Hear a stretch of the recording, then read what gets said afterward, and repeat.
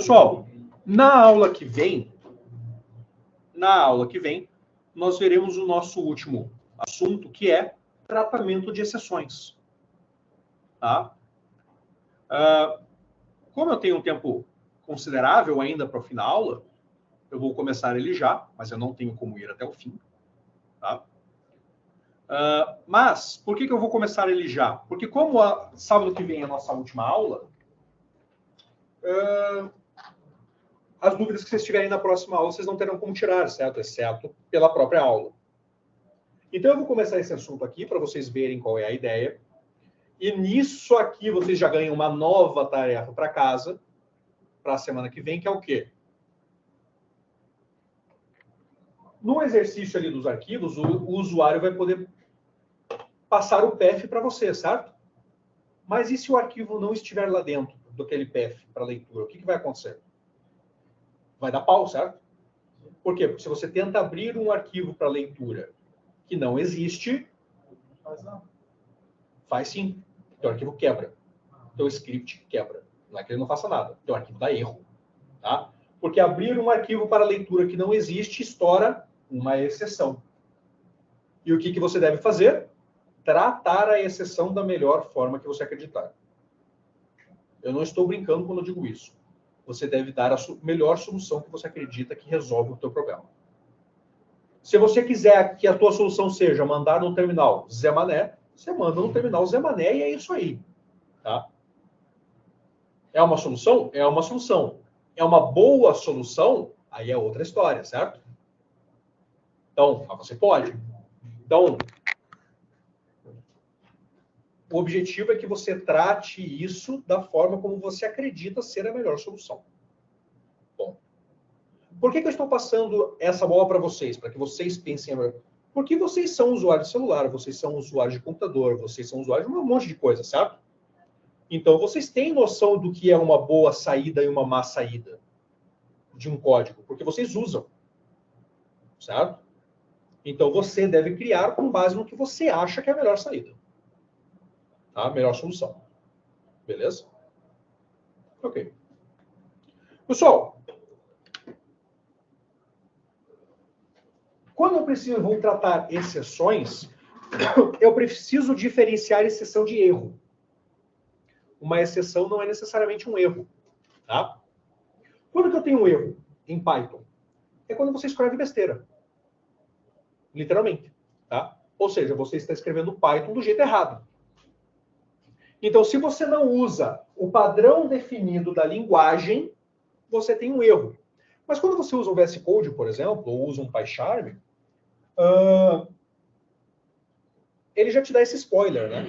Então, se você comete um erro de linguagem, ele marca em vermelho para você, certo? Para facilitar a tua vida. Mas não deixa de ser um erro, certo?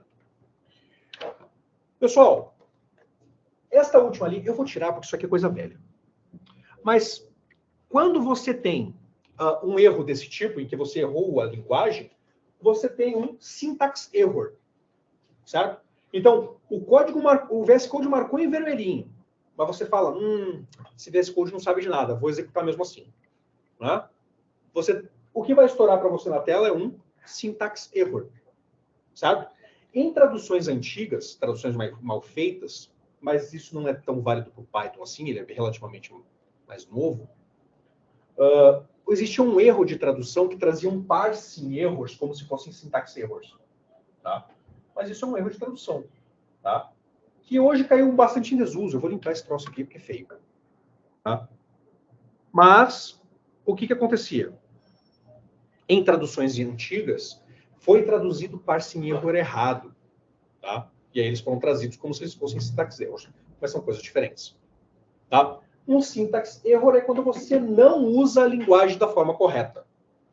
Por exemplo, esse troço aqui, ó. Falta 2 pontos no if, certo? Isso é um syntax error. O VS Code vai te dar o spoiler, certo? Mas se você executar mesmo assim, syntax error. Certo? Pessoal, um syntax error acontece antes da execução do seu script. Mesmo que você mande executar. Tá?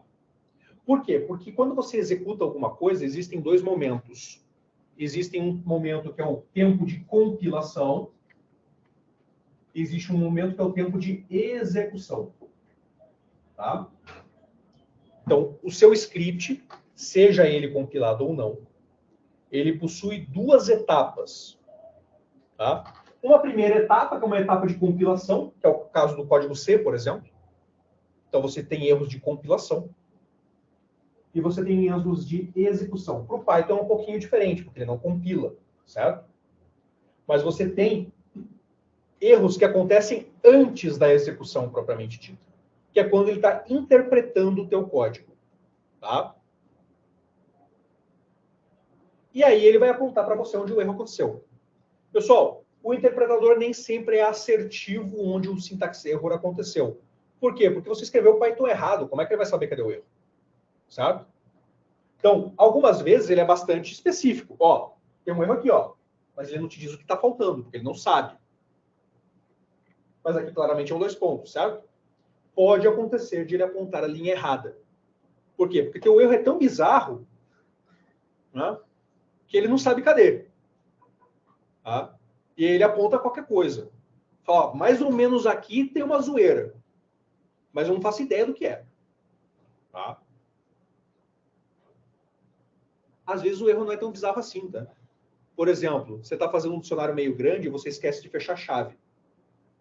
Ele marca em vermelho trocentas coisas diferentes. Tá? Menos a falta da chave. Porque ele não sabe que esse é o problema. Tá? Então, às vezes o erro é simples, mas ele marca coisa pra cacete. Tá? Bom, e nós temos as exceções. Pessoal, exceção ela pode ser um erro efetivo, tá? Ou então ela pode ser um desvio do caminho esperado.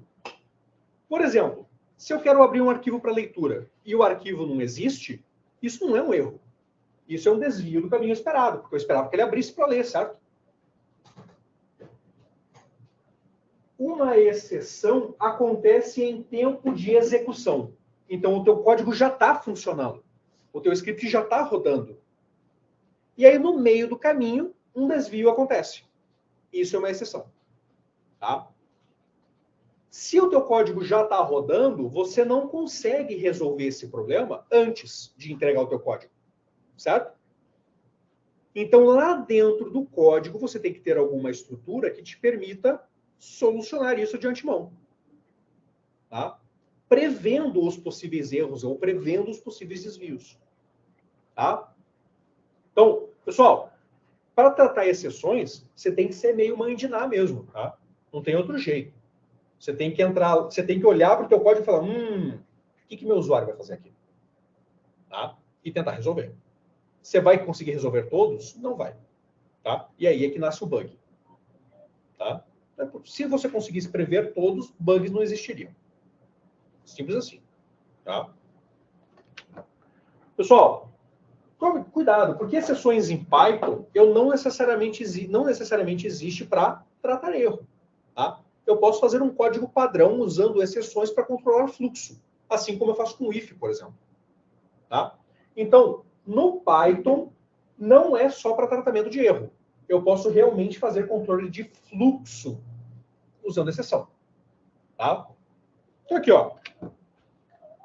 Isso é um exemplo de exceção. Tá? Que a gente já viu, inclusive. Então, eu estou convertendo um inteiro para inteiro, uma frase que não pode ser convertida para inteiro. Eu tinha um velho error, certo? Por quê? Tentativa de conversão para inteiro, algo que não pode ser convertido. Ou ainda, tentar abrir um arquivo para leitura que não existe. File not found error. Certo? Lembra que eu mostrei para vocês que o erro aparece aqui na saída do erro, certo? Geralmente na última linha. Pessoal, você precisa decorar todos os erros? Não, não precisa. Qual que é a melhor forma de saber qual é o erro que vai acontecer? Fazer acontecer. Tá? Então, quebrar o seu código de propósito te mostra um erro. Certo? É simples assim. E como que eu resolvo isso? Usando try except. Tá? Então, o try except, ele me dá 2 trechos de código, 2 blocos de código para resolver caminhos do sistema. Tá? O bloco try é o caminho que eu espero que aconteça. Então, se nenhum problema acontecer, ele vai executar o try. Mas e se um erro acontecer dentro do try? Ele pula pro except. Tá? O except executa o caminho de exceção.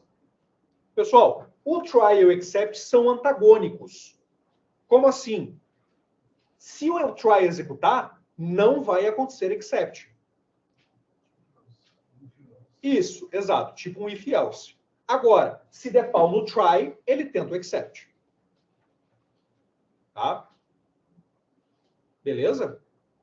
Essa é a ideia. Por exemplo, tento abrir um arquivo para leitura. E se o arquivo não existir? Vai dar pau, certo? O que ele vai fazer? O que está no except. E o que eu fiz no except para resolver o meu problema? Abri o arquivo para escrita, criei o arquivo.